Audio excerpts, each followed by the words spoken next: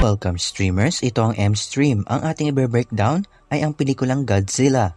Samahan niyo po muli akong balikan at hanapin ang mga natatagong detalye at Easter eggs sa nag-iisang King of the Monsters.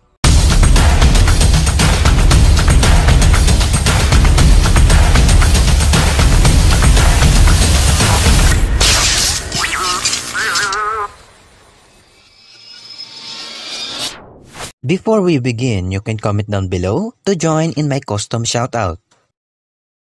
Ang Godzilla nitong taong 2014 sa direksyon ni Gareth Edwards, ito po ay reboot ng Toho Godzilla franchise at ang unang pelikula ng legendary Monsterverse. At minsan na rin napatunayan na may ilang reference at Easter eggs na nakatago lalo na sa ilan nating mga paboritong halimaw, kaiju, titans o kung ano man ang tawag ninyo. Mauna na dyan ang isang poster ng Muto na nakikipaglaban kay Godzilla. Ang poster na ito ay halos ito rin ang nangyari sa pagitan ni Godzilla at mga Muto sa pelikulang ito.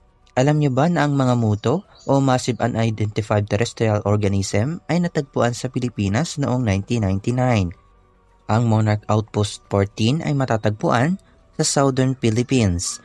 Habang nangyayaring seismic activity, pansinin po natin ang isang origami sa kanan, halos kamukha ni Rodan.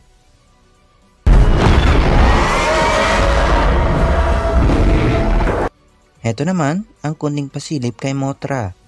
Alam niyo bang may nabanggit din ang Monarch tungkol sa isang paru-paro na maaaring si Mothra? At ang reference kay King Ghidorah sa isang ulo ng dragon.